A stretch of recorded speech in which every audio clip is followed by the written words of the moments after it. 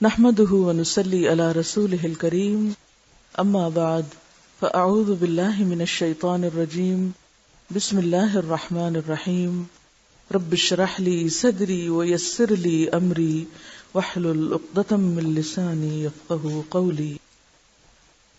صفحہ نمبر 193 193. مسئلہ رفع سبابہ.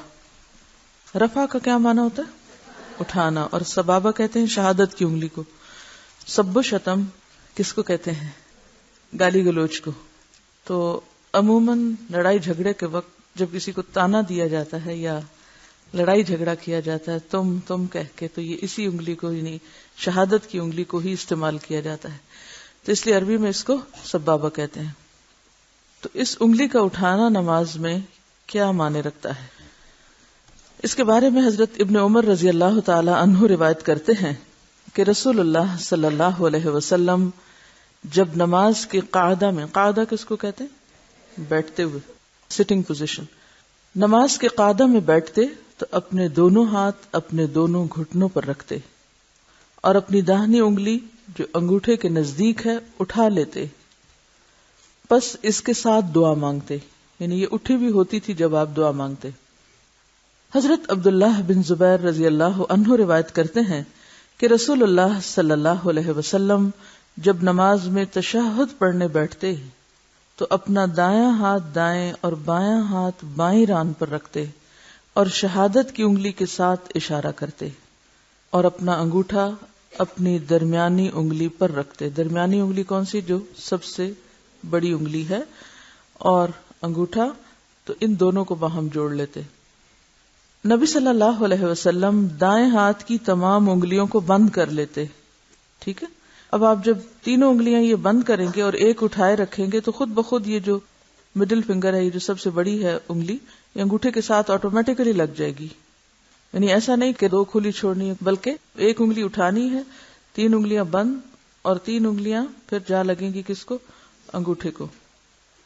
نبی صلی اللہ علیہ وسلم دائیں ہاتھ کی تمام انگلیوں کو بند کر لیتے، انگوٹھے کے ساتھ والی انگلی کو قبلہ رخ کر کے اس کے ساتھ اشارہ کرتے، یعنی سامنے ہوتی انگلی. حضرت وائل بن حجر روایت کرتے ہیں کہ رسول اللہ صلی اللہ علیہ وسلم دوسرے سجدے سے اٹھ کر قاعدہ میں بیٹھے، دو انگلیوں کو بند کیا، انگوٹھے اور درمیان کی بڑی انگلی سے حلقہ بنایا اور انگشت شہادت سے اشارہ کیا. یعنی یہ دو انگلیاں جو آخری والی ہیں یہ زیادہ اندر ہوں گی، تیسری کم ہوگی کیونکہ یہ انگوٹھے کے ساتھ لگی ہوئی ہوگی، اور ایک انگلی اٹھی ہوئی ہوگی. حضرت وائل بن حجر فرماتے ہیں کہ رسول اللہ صلی اللہ علیہ وسلم نے انگلی اٹھائی اور اسے ہلاتے تھے، یعنی صرف اٹھائے نہیں رکھتے تھے بلکہ وہ ہلتی بھی تھی. صرف لا الہ الا اللہ کہنے پر انگلی اٹھانا اور کہنے کے بعد رکھ دینا کسی روایت سے ثابت نہیں، بلکہ روایات میں کیا تھا کہ تشہد جب شروع کرتے تھے تو ساتھ ہی اٹھا لیتے تھے. تشہد میں شہادت کی انگلی میں تھوڑا سا خم ہونا چاہیے، یعنی اس کو نارمل طریقے سے ہونا چاہیے، کھینچ کے نہیں یا اکڑا کے نہیں کھڑا کرنا چاہیے، بلکہ ہلکا سا اسے خمدار ہونا چاہیے. قاعدہ تشہد سے تیسری رکعت کے لیے کھڑے ہوں تو اللہ اکبر کہتے ہوئے اٹھیں، رفع الیدین کریں. حضرت ابن عمر کی روایت میں ہے کہ جب رسول اللہ صلی اللہ علیہ وسلم 2 رکعت پڑھ کر تشہد کے بعد کھڑے ہوتے تو اللہ اکبر کہتے اور دونوں ہاتھ اٹھاتے. اب آپ تیسری اور چوتھی رکعت بدستور پڑھ کر بیٹھ جائیں. اچھا، یہ جو انگلی کا کھڑا کرنا ہے، اس کے بارے میں ایک حدیث بھی آتا ہے کہ شیطان پر لوہے سے زیادہ بھاری ہے اس انگلی کا نماز میں حرکت دینا. یعنی جیسے آپ شیطان کو لوہے کا ڈنڈا مار رہے ہو، ویسے تو آپ اس کو مارنا چاہتے ہیں تو کہیں ملتا نہیں، پکڑنا چاہیں پکڑا نہیں جاتا. تو یہ وہ موقع ہے کہ جہاں آپ اس سنت کی پیروی کر کے فائدہ اٹھا سکتے ہیں اس کو مارنے کا. اب ایک روایت ایسی بھی ہے کہ جس میں یہ آتا ہے کہ حرکت نہ دی جائے انگلی، تو شیخ البانی فرماتے ہیں کہ انگلی کو حرکت نہ دینے والی روایت شاذ یا منکر ہے. ٹھیک ہے. آخری قاعدہ تشہد. دوران تشہد نگاہ کہاں ہونی چاہیے؟ سجدے کی جگہ نہیں. ہاں مجھے پتا تھا آپ یہی کہیں گے، سجدے کی جگہ. تشہد میں اپنی نظر انگشت شہادت اور اس کے اشارے کی طرف رکھے. ٹھیک ہے. تشہد میں نظر کہاں ہونی چاہیے؟ انگلی کی طرف ہونی چاہیے. دلیل کیا؟ حضرت عبداللہ بن زبیر سے مروی ہے کہ آپ کی نظر آپ کے اشارے سے تجاوز نہیں کرتی تھی، یعنی جب آپ بیٹھتے ہوتے تھے تو انگلی پر نظر ہوتی تھی، نہ سجدے کی جگہ پر اور نہ ہی اس سے آگے. کہنے کو یہ چھوٹی سی بات ہے، لیکن کر کے دیکھیے نماز کی خشوع پہ فرق پڑے گا. نماز خود ہی بہتر ہو جائے گی جب آپ سنتوں پہ عمل شروع کریں گے، کیونکہ ہر ایک کے پیچھے کچھ حکمت ہے. تو آخری قاعدہ تشہد. اس آخری قاعدے میں رسول اللہ صلی اللہ علیہ وسلم یوں بیٹھتے تھے جیسا کہ حضرت ابو حمید ساعدی بیان کرتے ہیں کہ جب وہ سجدہ آتا جس کے بعد سلام ہے، یعنی جب آخری رکعت کا دوسرا سجدہ کر کے فارغ ہوتے اور تشہد وغیرہ کے لیے بیٹھتے تو اپنا بایاں پاؤں، جب میں بایاں پاؤں بولوں تو اپنے بائیں پاؤں کو ہلائیں اور سوچیں کہ کس چیز کی بات ہو رہی ہے. دائیں پنڈلی، ہاتھ رکھے اپنی دائیں پنڈلی پہ، جی بیٹھے تشہد میں. آپ کو پتہ ویسے بھی علم حاصل کرنے کے لیے جو صحیح پوزیشن ہے بیٹھنے کی وہ حضرت جبریل کی جو حدیث ہے اس سے پتہ چلتی ہے، اور وہ کیا ہے؟ تشہد کی طرح بیٹھنا. جی اب دیکھیے میں دوبارہ پڑھتی ہوں، آپ سوچئے. بایاں پاؤں دائیں پنڈلی کے نیچے سے باہر نکالتے اور اپنے بائیں جانب کے کولے پر بیٹھتے، کولے پہ بیٹھے، ہپ پہ بیٹھے، ٹھیک ہے. پھر تشہد، درود اور دعا پڑھ کر سلام پھیرتے. بائیں جانب کولے پر بیٹھنا تورک کہلاتا ہے، تورک، اور یہ سنت ہے. ہر مسلمان کو آخری قعدے میں تورک ضرور کرنا چاہیے، یعنی پاؤں پہ نہیں بیٹھنا چاہیے، کولے پہ بیٹھنا چاہیے. درمیانی تشہد میں آپ کہاں بیٹھتے ہیں؟ مڑے ہوئے پاؤں کے اوپر بیٹھتے ہیں، اور آخری تشہد میں کولے کو زمین پہ رکھ کے بیٹھتے ہیں. عام طور پر عورتیں تو یہ سنت پوری کرتی ہیں، یعنی کولے پہ بیٹھنے والی، لیکن مرد حضرات کو بعض اوقات معلوم نہیں ہوتا. نبی صلی اللہ علیہ وسلم نے اس شخص کو منع کیا جو تشہد کی حالت میں بائیں ہاتھ پر ٹیک لگا کے بیٹھا ہوا تھا، کیونکہ اس طرح کرنے سے کیا ہوتا ہے، آپ کا ذرا سا بیلنس خراب ہوتا ہے، تھوڑا سا آپ کدھر کو جھک جاتے ہیں، اور اگر آپ کا جسم بھاری ہے تو عموماً کیا ہوتا ہے کہ آپ اور بھی گرنے والی پوزیشن میں ہو جاتے ہیں. تو ایسی صورت میں اس کی اجازت نہیں کہ آپ ہاتھ رکھ کے پھر اپنے آپ کو سنبھالیں. ہاتھ آپ کا کہاں ہوگا؟ گھٹنے پر ہی ہوگا. نبی صلی اللہ علیہ وسلم نے اس شخص کو منع کیا جو تشہد کی حالت میں بائیں ہاتھ پر ٹیک لگائے ہوئے تھا. آپ نے فرمایا یہ تو یہودیوں کی طرح نماز ہے. ایک کیئر لیس ایٹیٹیوڈ بھی ہے نا. اب آپ دیکھیے کہ تورک کے 3 طریقے ہیں. تورک کے 3 طریقے. نمبر 1 جو پہلے آپ نے سیکھا کہ بائیں پاؤں کو موڑ کے اس پر بیٹھنا. نمبر 2 کولے پر بیٹھنا اور پاؤں کھڑا رکھنا، پہلے میں بھی پاؤں کھڑا رکھنا. تیسرا طریقہ یہ بھی سنت سے ملتا ہے کہ دونوں پاؤں کو نکال لینا، کھڑا رکھنے کے بجائے دونوں پاؤں نکال دینا. حضرت عبداللہ بن زبیر سے مروی ہے کہ رسول اللہ صلی اللہ علیہ وسلم جب نماز میں بیٹھتے تو بائیں پاؤں کو ران اور پنڈلی کے درمیان میں کر لیتے اور دایاں پاؤں بچھا لیتے تھے. کھڑا نہیں کرتے تھے بلکہ دایاں پاؤں بھی کس طرح کرتے تھے؟ بچھا لیتے تھے. تو اس سے یہ پتا چلتا ہے کہ آپ کا تورک پھر 3 طریقوں سے ہوتا تھا. ٹھیک ہے.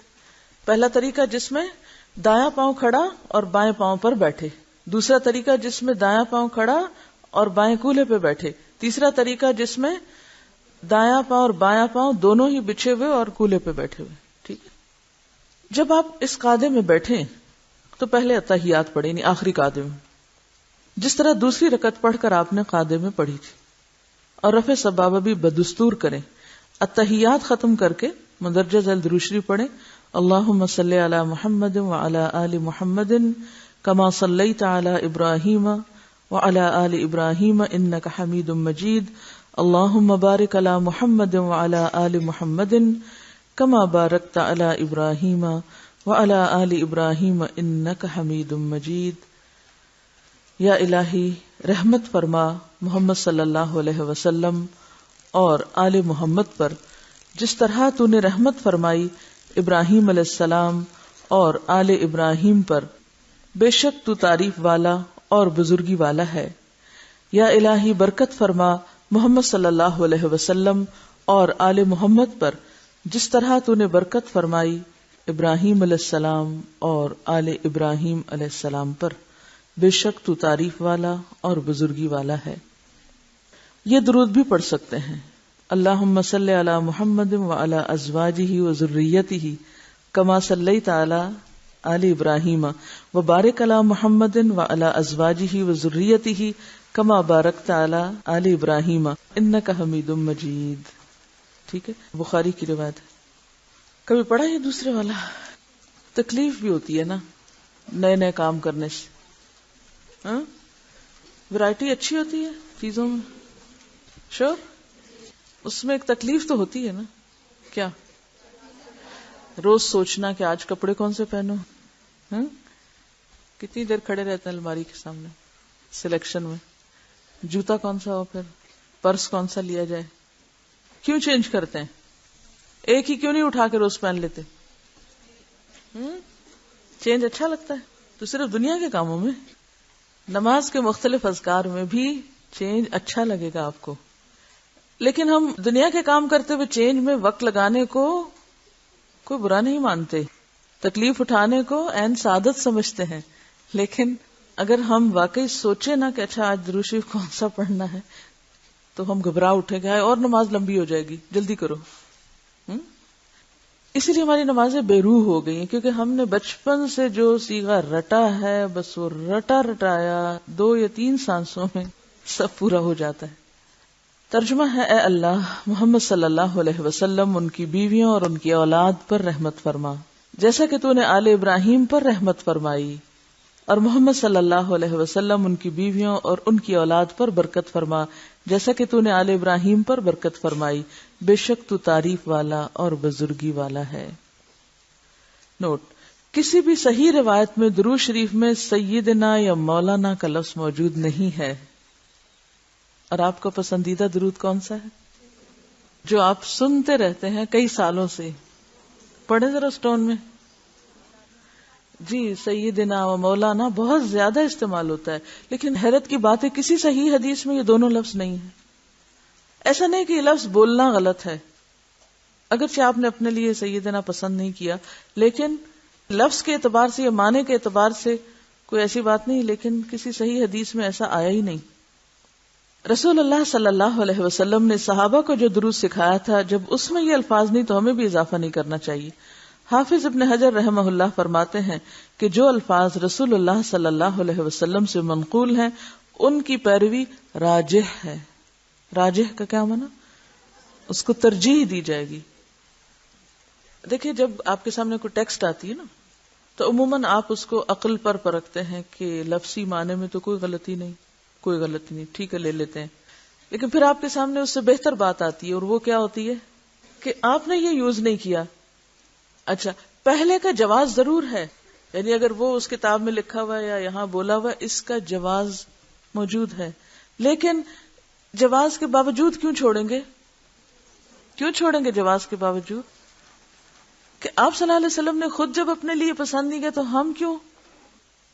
ہم اپنے آپ کو آپ کا متبع رکھیں گے. ٹھیک ہے نا؟ تو متبع اور محب ہونے کا تقاضا یہ ہے کہ ہمیں بھی اسی چیز سے محبت ہو جس سے آپ کو محبت ہے، ہم بھی وہی کریں جو آپ کرتے تھے.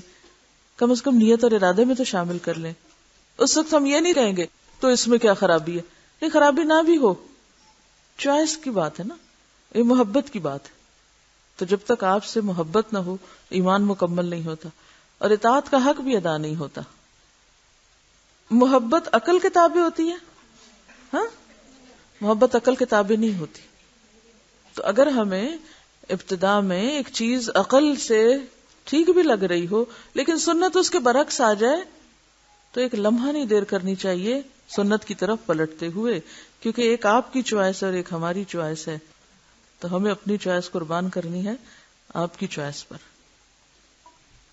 امام نووی رحمہ اللہ فرماتے ہیں کہ درود کا مسنون طریقہ یہ ہے: اللہم صلی علی محمد وعلی آل محمد کے الفاظ کے ساتھ درود بھیجا جائے جو سیدنا کے لفظ سے خالی ہو. حضرت ابو طلحہ رضی اللہ عنہ روایت کرتے ہیں کہ ایک روز رسول اللہ صلی اللہ علیہ وسلم صحابہ کرام میں تشریف لائے. آپ کے چہرے پر خوشی کے آثار نمایاں تھے. آپ نے فرمایا کہ میرے پاس جبریل آیا اور اس نے کہا تیرا پروردگار فرماتا ہے کہ اے محمد، کیا تجھے یہ بات خوش نہیں کرتی کہ تیری امت میں سے جو شخص تجھ پر ایک بار درود بھیجتا ہے میں اس پر 10 بار رحمت بھیجتا ہوں، اور تیری امت میں سے جو تجھ پر ایک بار سلام بھیجتا ہے میں اس پہ 10 بار سلام بھیجتا ہوں. آپ تو کسی کو سلام کرتے ہیں ایک بار، اور اگر آپ اللہ کے رسول صلی اللہ علیہ وسلم پر سلام بھیجیں تو اللہ تعالیٰ آپ پر 10 بار سلام بھیجتا ہے. کتنی بڑی سعادت ہے جس سے عام طور پہ لوگ محروم رہ جاتے ہیں. ویسے تو روز ہی پڑھنا چاہیے، لیکن جمعے کا دن خاص طور پر درود شریف کے پڑھنے کا دن ہے. اچھا، آپ کیوں خوش ہو رہے تھے یہ حدیث سناتے ہوئے؟ اس کی کیا وجہ ہے؟ سوچئے آپ کے دل پہ کیا گزری جب یہ حدیث پڑھی؟ کیا وجہ ہوگی؟ اپنے امتیوں سے کتنی محبت تھی، حالانکہ امتیوں میں ہم جیسے ناخلف لوگ بھی شامل ہیں. تو یہ انکنڈیشنل محبت نہیں تھی؟ ہاں، جو کل میں آپ سے کہہ رہی تھی کہ لوگوں سے انکنڈیشنل غیر مشروط محبت کرنا شروع کریں. جب ہمیں یہ پتا چلے کہ فلاں کو یہ کچھ مل رہا ہے تو ہمارے دل کی حالت کیا ہوتی؟ اگر ہمیں کوئی یہ آ کے بتائے کہ فلاں کو اللہ تعالی کی طرف سے ایسا اور ایسا انعام مل رہا ہے یا ملنے والا ہے یا ملے گا، تو ہمارے دل کا عالم کیا ہوگا؟ ہاں، ہم انعام چاہیں گے یا کچھ اور بھی چاہیں گے؟ ہاں، فوراً جیلس ہونے لگتے ہیں. میں نے کسی کا قول پڑھا تھا کہ دوست کی تکلیف پر دکھی ہونا آسان ہے، دوست کی خوشی پر خوش ہونا مشکل ہے. سمجھ میں آئی؟ کتنی خوبصورت بات ہے کہ کیا تجھے یہ بات خوش نہیں کرتی کہ تیری امت میں سے جو شخص تجھ پر ایک بار درود بھیجتا ہے میں اس پہ 10 بار رحمت بھیجتا ہوں. اس سے کیا ظاہر ہوتا ہے کہ جس ہستی نے ہمارے لیے اور اپنی امت کے لیے اتنی تڑپ اور اتنی محبت اور اتنی شفقت، وبالمؤمنین رؤوف الرحیم، اس کا حق تو ہم ادا ہی نہیں کر سکتے. اور پھر یہ کہ آپ صلی اللہ علیہ وسلم جب یہ بات صحابہ کو بتا رہے تھے تو اس وقت آپ کے چہرے پہ خوشی کے آثار تھے. آپ کس بات پہ خوش ہو رہے تھے؟ لوگوں کو ملنے والی خیر پر. یہ سنت ہے.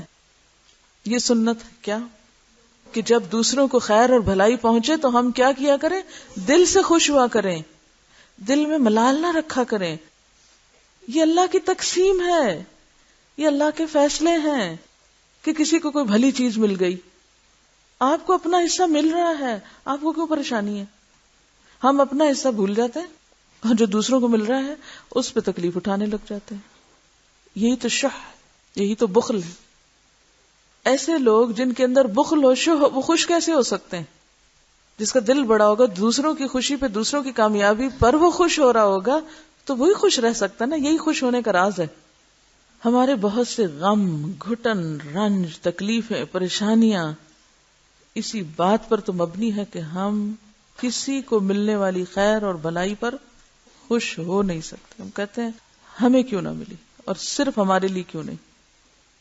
ایک خاتون کو کسی سے بہت تکلیف پہنچی، بہت دکھی تھی. انہوں نے کسی سے مشورہ کیا کہ مجھے کیا کرنا چاہیے، تو انہوں نے بتایا کہ تم اس شخص کے لیے استغفار کرو. اور ایسا کرنے سے ان کی اپنی کیفیت بھی درست ہوئی اور حالات بھی بدل گئے. اب آپ دیکھیں، ایک تو یہ ہے کہ آپ صرف اس غم کو لے کے، اس ناسور اور زخم کو لے کے بس اپنے آپ کو اذیت دیتے رہیں. اور ایک یہ کہ دل بڑا کریں، معاف کریں، اس کے لیے بھی استغفار کریں. اور اپنا وہ جو کہتے ہیں نا تصدقت بعرضی، اللہ میں نے اپنی عزت بھی صدقہ کر دی کہ جس نے مجھے کوئی دکھ تکلیف دی میں نے اس کو بھی معاف کیا. آپ دیکھیں گے کہ آپ کا دل ایک دم ٹھنڈا ہو جائے گا، آپ سکون میں آ جائیں گے. اور جب تعلقات اچھے ہوتے ہیں آپ کے دوسروں کے ساتھ تو اس کا فائدہ کیا ہوتا ہے؟ آپ کے کام میں برکت ہوتی ہے، آپ دوسروں سے بہتر فائدہ اٹھا سکتے ہیں اور ان کو بہتر فائدہ پہنچا سکتے ہیں. اور یاد رکھیے، کوئی اصلاح کا کام تنہا نہیں ہو سکتا، اس کے لیے ٹیم ورک ضروری ہے، اس کے لیے وتواصوا بالحق وتواصوا بالصبر ضروری ہے. جو لوگ یہ سمجھتے ہیں کہ وہ اکیلے بہت کچھ کر جائیں گے یا دوسروں سے بگاڑ کے بھی ان کا کچھ نقصان نہیں، وہ سخت نقصان میں. میں سمجھتی ہوں قرآن نے کیسے فطرت کے اصول سکھایا نا کہ جو ہماری واقعی ضرورت ہے. والعصر ان الانسان لفی خسر الا الذین آمنوا وعملوا الصالحات وتواصوا بالحق وتواصوا بالصبر. صبر یہ جو انہوں نے کیا اس خاتون کے ساتھ، وہ کیا تھا؟ وتواصوا بالصبر کا اصول، طریقہ سکھایا. اور ہم جیسے کے پاس کوئی آئے کوئی مسئلہ لے کے تو ہم کہتے ہیں ہائے تمہارے اوپر تو واقعی بڑا ظلم ہو. تم ایسے کرو، تم ایسے بدلہ لو، تم ایسے انتقام لو. اب انتقام کی آگ میں جل جل کے حالات کیا ہوتے ہیں؟ کچھ بھی نہیں سنورتا. مزید بگاڑ تو ہو سکتا لیکن سنوار نہیں ہو سکتا. دیکھیے ہمیں سب کو ایک دوسرے کو تھامنا چاہیے. نئی باتیں سکھانے میں بھی ایک دوسرے کی مدد کرنی چاہیے اور ایک دوسرے کی غلطیوں کو نکالنے میں بھی ایک دوسرے کی مدد کرنی چاہیے. جب تک ہم یہ مسنون طریقہ اختیار نہیں کریں گے اصلاح کا کام نہیں ہو سکتا.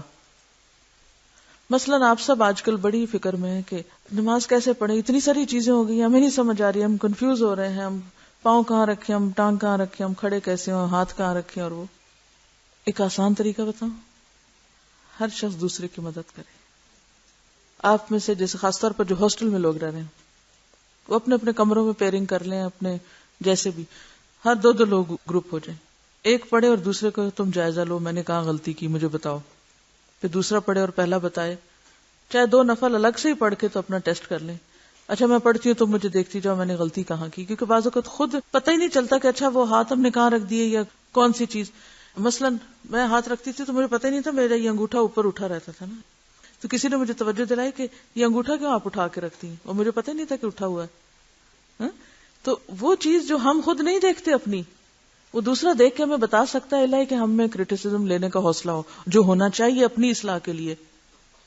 اگر آپ اپنا ٹرمنگ کا موقع ہی نہیں دیں گے، جیسے چھوٹے بچے ہوتے ہیں نا بال کٹانے لے جائیں ایسی مصیبت لاتے ہیں، کھینچی نہیں لگانے دیتے، یہ نہیں کرنا وہ نہیں کرنا. سب سے مشکل کام اس ایج میں جب بچوں کو ذرا ہوش آ جائے اور ان کے بال کٹوانے پڑے. تو بالکل اسی طرح ہمارا حال بھی یہ کہ ٹرمنگ کرانا، ہاتھ نہیں لگانے دیتے کسی کو. لامساس، ڈونٹ ٹچ، مجھے دیکھو بھی نہ، مجھے کہو بھی نہ، مائنڈ یور اون بزنس، مجھے میرے حال پہ چھوڑ دو، تم کون ہو یہ کہنے والے. نہیں، آپ نے اس کے بالکل الٹ چلنا ہے، نیا باب کھولنا ہے. اور وہ کیا؟ دیکھو مجھے، بتاؤ مجھے، سکھاؤ مجھے، میری صفائی کرو. کیا تیار ہے اس کے لیے خود کو پیش کرنے؟ اب دیکھیں آپ میں کتنی جرت آئے گی، کتنا کانفیڈینس آپ میں آئے گا. جتنا ہم ڈر ڈر کے رہتے ہیں نا اور اپنی غلطیوں کو چھپائے چلے جاتے ہیں اتنے ہی پھر کانفیڈینس لوز کرتے چلے جائیں. کھلیں، خود کو کھولیں، آفر کریں، خود کو پوچھیں، اور کوئی بتائے تو برا نہ منائیں، شکر گزار ہوں اس کے. آپ دیکھیں آپ اتنا اچھا فیل کریں گے، آپ ایک دم ایک دوسرے کے قریب بھی آئیں گے، کلوز ہوں گے، اتنا کچھ سیکھ سکیں گے کہ آپ سوچ ہی نہیں سکتے. پھر آپ یہ بھی کر سکتے ہیں ایک دن ایک کے ساتھ پیر بنائے، پھر وہ پیر بدل دیں، پھر دوسرے دن دوسرے، پھر دیکھیں کہ مختلف لوگ کس طرح دیکھتے اور سوچتے ہیں. اتنی زبردست لرننگ ہوگی، اتنی زبردست اصلاح ہوگی کہ میں 10 پریزنٹیشن آپ کو یہاں دوں نا، 10 دفعہ میں آپ کو یہاں پڑھوا کے دکھاؤں، آپ کی نماز صحیح نہیں ہو سکتی جب تک کہ آپ کلوزلی ایک دوسرے کو واچ کریں گے. جو چیک کرنے والا کتاب لے کے بیٹھ جائے اور ایک ایک سٹیپ پہ آپ چیک کرتے چلے جائیں. اب یہ ہمیں خود نہیں پتہ چلتا نا، اگر کوئی ایک دفعہ بتا دے گا نا اس سے کیا ہوگا، وہ ذرا چوٹ تو ہمیں ٹھیک لگے گی، کیونکہ ہم اتنے فریجائل ہیں کہ جلد ٹوٹ سکتے ہیں. Handle with care. تو پھر وہ یہ ہے کہ تکلیف تو سخت ہوگی مگر اصلاح ٹھیک ٹھاک ہو جائے گی. چلیے آگے چلتے ہیں، میں نے کتاب ختم کرنی ہے کیونکہ آپ کا ٹیسٹ ہے انشاءاللہ العزیز. اب آپ پریشان ہو، اب تو سب ٹھیک کریں گے، جو کام نصیحت نہ کر سکی وہ ٹیسٹ کرے گا. درود کے بعد کی دعائیں. حضرت عائشہ رضی اللہ عنہا کہتی ہیں کہ رسول اللہ صلی اللہ علیہ وسلم نماز میں آخری قعدے میں یوں دعا فرماتے تھے: اللہم انی اعوذ بک من عذاب القبر واعوذ بک من فتنة المسیح الدجال واعوذ بک من فتنة المحیا والممات اللہم انی اعوذ بک من المأثم والمغرم. یا الہی میں تیری پناہ میں آتا ہوں عذاب قبر سے، اور تیری پناہ میں آتا ہوں دجال کے فتنے سے، اور پناہ میں آتا ہوں موت و حیات کے فتنے سے. یا الہی میں گناہ سے اور قرض سے تیری پناہ مانگتا ہوں. نبی صلی اللہ علیہ وسلم نے فرمایا تشہد میں 4 چیزوں سے اللہ کی پناہ ضرور طلب کرو. اب آپ دیکھیے آپ صلی اللہ علیہ وسلم نے اتنی خوبصورت تعلیم دی اور ہم بچپن سے جو رب جلنی رٹے ہوئے ہیں اس میں ایسے گم ہیں کہ آپ کی اس نصیحت کو بالکل بھولے ہوئے ہیں. صحیح مسلم کی روایت آپ دیکھیے: اللہم انی اعوذ بک من عذاب جہنم ومن عذاب القبر ومن فتنة المحیا والممات ومن شر فتنة المسیح الدجال. اے اللہ میں جہنم اور قبر کے عذاب سے، موت و حیات کے فتنہ اور فتنہ مسیح دجال کے شر سے تیری پناہ مانگتا ہوں. نبی صلی اللہ علیہ وسلم یہ دعا صحابہ کو سکھاتے جیسا کہ انہیں قرآن کی صورتیں سکھاتے تھے. تو آپ کو بھی کیسے سکھائی جانی چاہیے یہ دعائیں؟ جس طرح تجوید کے باقی لیسن سکھائے جا رہے ہیں، جیسے قرآن کی آیات آپ کو حفظ کرائی جا رہی ہیں، معلمین کا فرض ہے کہ وہ آپ کو اسی طرح آپ صلی اللہ علیہ وسلم کی سنت پر عمل کرتے ہوئے یہ دعائیں بھی سکھائیں. سکھانے کی ضرورت کیوں رہتی ہے؟ کیونکہ ہم خود تو پھر سستی کر جاتے ہیں. کوئی ہمیں کرا دے، کھانا کھلا دے تو ٹھیک ہے. حضرت ابو بکر صدیق رضی اللہ عنہ روایت کرتے ہیں کہ میں نے کہا یا رسول اللہ، نماز میں مانگنے کے لیے مجھے کوئی دعا سکھائیے کہ اسے التحیات اور درود کے بعد پڑھا کروں. تو آپ نے فرمایا پڑھو اللہم انی ظلمت نفسی ظلما کثیرا ولا یغفر الذنوب الا انت فاغفر لی مغفرة من عندک وارحمنی انک انت الغفور الرحیم. یا الہی، بلا شبہ میں نے اپنی جان پر بہت زیادہ ظلم کیا ہے، اور اس وقت واقعی سوچا کریں کہ میں آج دن میں کیا کیا غلطیاں کر کے آ رہی ہوں، اور تیرے سوا گناہوں کو کوئی نہیں بخش سکتا، بس اپنی جناب سے مجھ کو بخش دے اور مجھ پر رحم کر، بے شک تو ہی بخشنے والا مہربان ہے.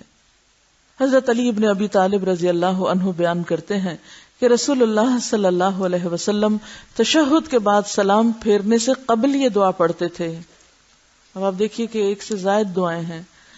اللہم اغفر لی ما قدمت وما اخرت وما اسررت وما اعلنت وما اسرفت وما انت عالم به منی انت المقدم وانت المؤخر لا الہ الا انت. اے اللہ، تو میرے اگلے پچھلے پوشیدہ اور ظاہر تمام گناہ معاف فرما دے، اور جو میں نے زیادتی کی اور وہ جو گناہ تو مجھ سے زیادہ جانتا ہے وہ بھی معاف فرما. تو ہی اپنی درگاہ عزت میں آگے کرنے والا اور اپنی بارگاہ جلال سے پیچھے کرنے والا ہے. تو ہی سچا معبود ہے. کتنی خوبصورت دعا ہے.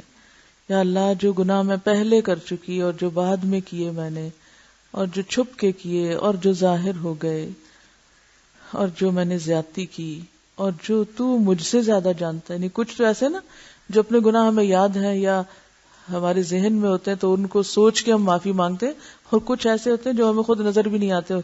جیسے ابھی ذکر ہوا نا کہ ایک دوسرے کی غلطیاں زیادہ نظر آتی ہیں اپنی غلطیوں سے، تو سب سے بڑھ کر تو ہماری غلطیاں کس کو نظر آتی ہوں گی؟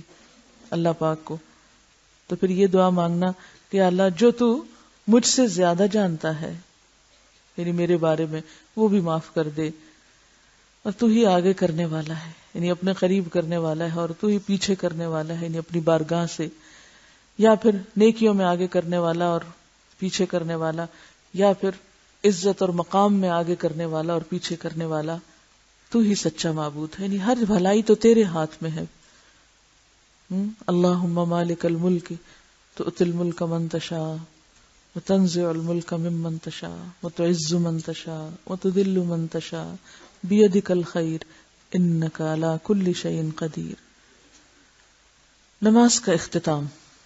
حضرت عبداللہ بن مسعود رضی اللہ عنہ روایت کرتے ہیں کہ رسول اللہ صلی اللہ علیہ وسلم اپنے دائیں طرف سلام پھیرتے تو کہتے السلام علیکم ورحمۃ اللہ، اور بائیں طرف سلام پھیرتے تو کہتے السلام علیکم ورحمۃ اللہ.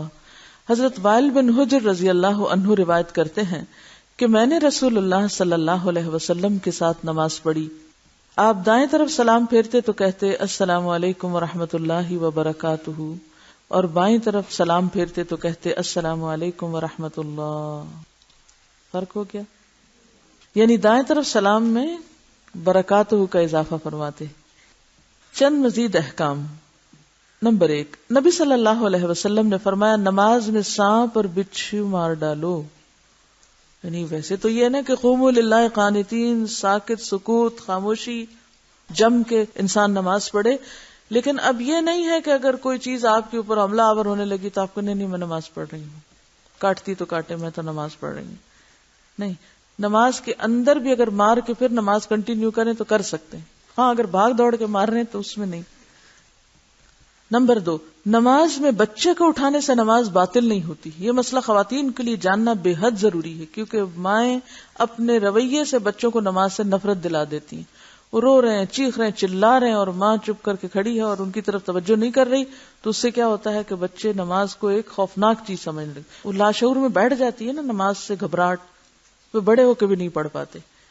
تو اس میں کیا ہے کہ اگر بچہ رو رہا ہے تو خاموشی سے اس کو اٹھا کر نماز پڑھ لی جائے. حضرت ابو قتادہ رضی اللہ عنہ فرماتے ہیں کہ میں نے رسول اللہ صلی اللہ علیہ وسلم کو اس حالت میں نماز پڑھتے ہوئے دیکھا کہ ابو العاص کی بیٹی امامہ آپ صلی اللہ علیہ وسلم کی جو نواسی تھی آپ کے کندھوں پر تھی. آپ رکوع فرماتے تو امامہ کو اتار دیتے، جب سجدے سے فارغ ہوتے اسے پھر اٹھا لیتے.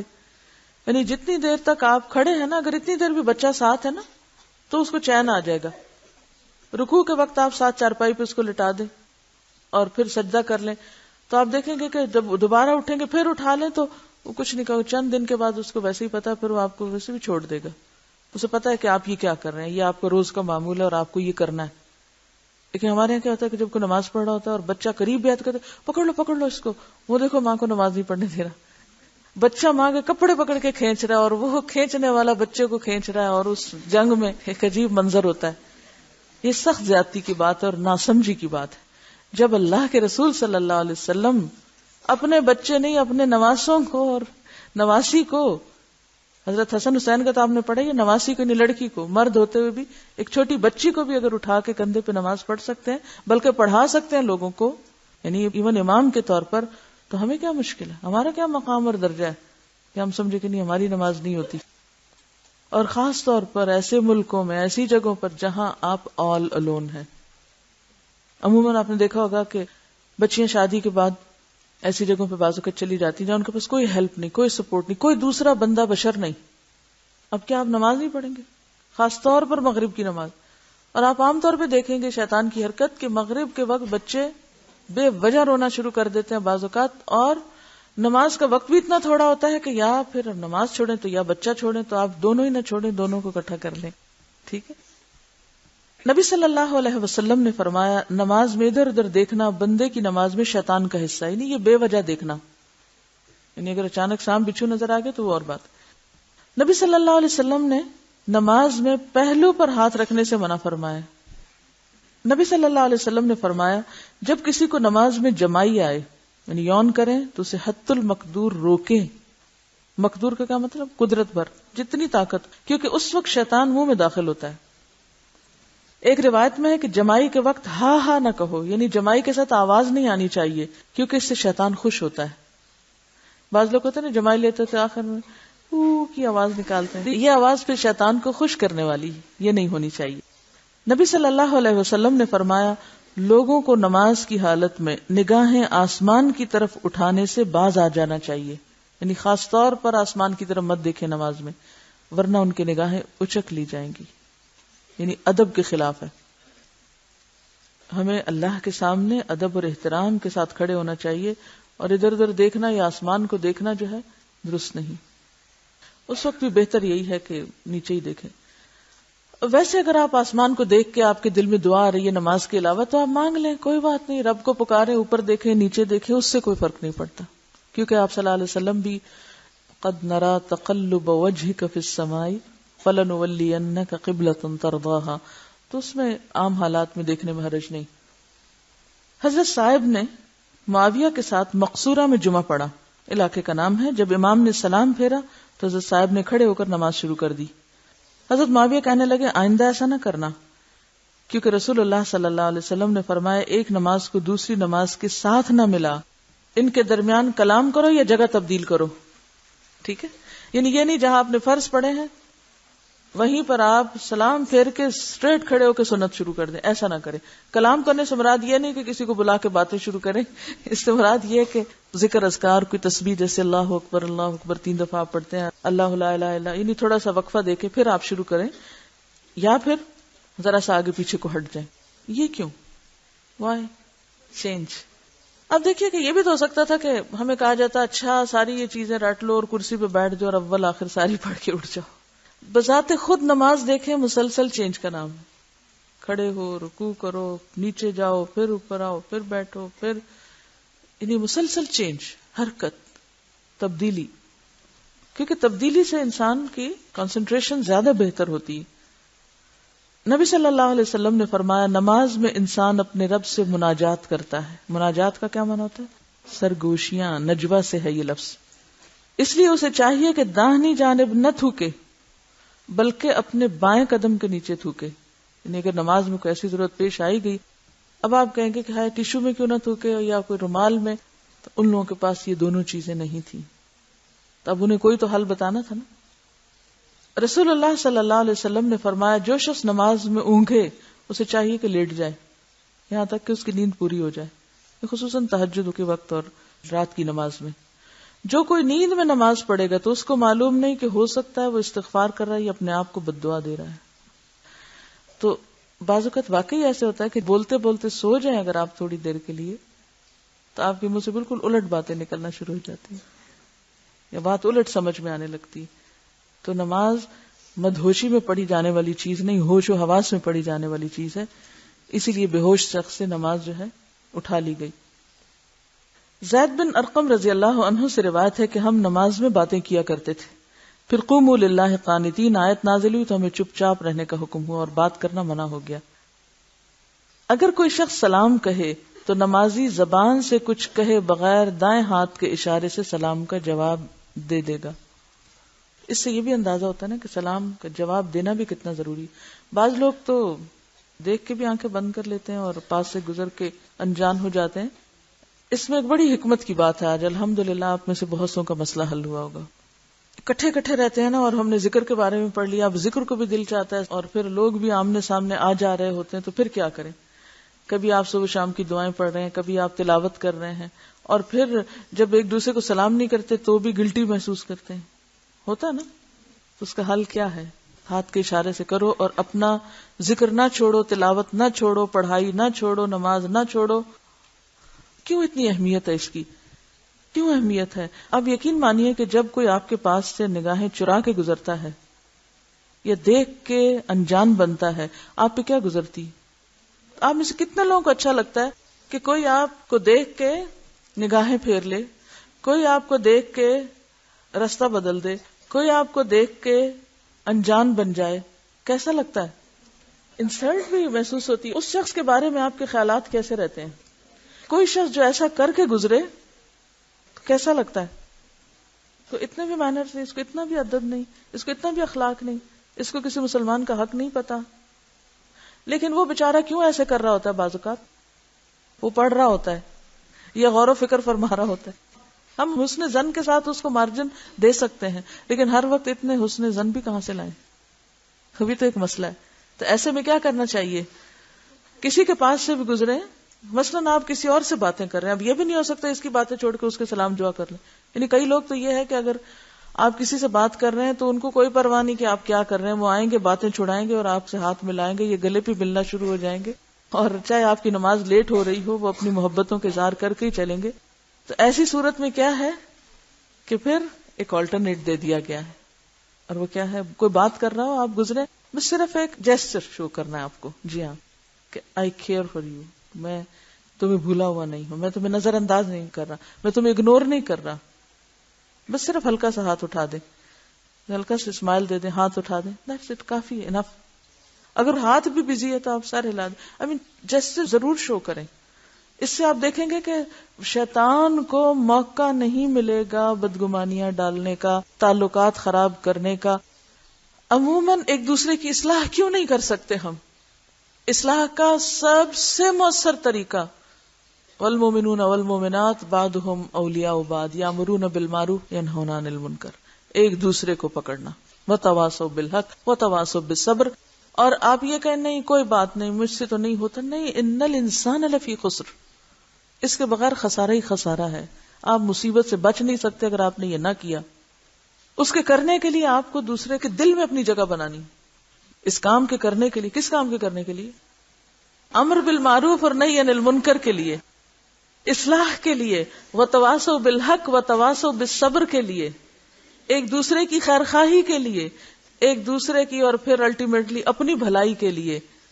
آپ کو دوسرے کے دل میں اپنی جگہ بنانی ہے، زمین ہموار کرنی ہے. جب تک زمین ہموار نہیں ہوگی تو کیا نہیں ہوگا؟ بیج نہیں اندر جائے گا اصلاح کا. اور وہ کہاں سے شروع ہوگی؟ سلام. مصروف ہیں آپ بہت، کہاں سے کریں سلام؟ اسمائل، ہاتھ سے، اشارے سے. کیا حکم ہے؟ مجلس ٹھسی بھی بھری ہو، کوئی جگہ نہ ہو تو آنے والے کے لیے کیا کرو؟ ہل جاؤ. کیوں؟ یہ کتنی چھوٹی چھوٹی باتیں، چھوٹی چھوٹی باتیں. ایکچولی پتہ ہے کیا ہوتا ہے، ہم ذرا سا بھی دین کی طرف جب آتے ہیں نا، پھر اس کے بعد ہم معتبر ہونے لگتے ہیں، پھر ہم اپنے گرد خول چڑھانے لگتے ہیں، پھر ہم کسی کو راہ نہیں دیتے اس میں، پھر لوگ ہم سے ڈرنے لگ جاتے ہیں. ہم لوگوں کو راہ نہیں دیتے، لوگ ہم سے ڈرنے لگ جاتے ہیں، اور پھر کیا ہوتا ہے؟ دین کا نقصان نہیں ہوتا. ہم سب کو سوچنا چاہیے. اب دیکھیں پھر ہم کتنی خوش فہمی میں مبتلا ہوتے ہیں. ہم تو اتنا اصلاح کا کام کر رہے ہیں، ہم تو اتنا دین کی خدمت کر رہے ہیں، بھی کیا دین کی خدمت کر رہے ہیں جب لوگ آپ سے بات ہی نہیں کر سکتے، یعنی بات کرتے ہوئے بھی جھجکتے ہیں. تو یہ جھجک نہیں ہونی چاہیے. یہ خول اتار دیں سب، یہ ہمارے فائدے میں. اور یہ خول لوگ بنتے ہیں ہمارے ارد گرد، بہت امپورٹنس دے کے، بے جا کی تعریفیں کر کے، ہمارے احسان مند ہو کے. یہ دشمنی ہے، یہ دین کا کام کرنے والوں سے دشمنی ہے کہ جا بے جا ان کی تعریفیں کر کے، خوشامد کر کے، ان کو سپر نیچرل بنا کے اس بات کی گنجائش ہی نہیں چھوڑتے کہ وہ بھی کسی وقت اپنی غلطی دیکھ سکیں اور کسی وقت اپنی کمیوں کا اعتراف کر لیں تاکہ وہ آگے بڑھ سکیں. جیسے حدیث ہے نا کہ فرشتے اس بندے پہ حیرت کرتے ہیں، تعجب کرتے ہیں کہ جو کسی کے پاس سے گزرے اور پھر اس کو سلام نہ کرے. یہ کیا ہوا؟ کیونکہ فرشتے ایسا نہیں کرتے نا. تحیتہم فیہا سلام.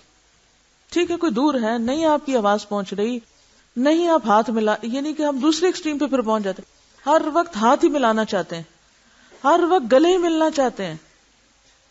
یہ بھی ایکسٹریم ہے. بھی روز ملتے ہو، کس لیے ہاتھ روز ملانا چاہتے ہو؟ کیوں روز گلے لگنا چاہتے ہو؟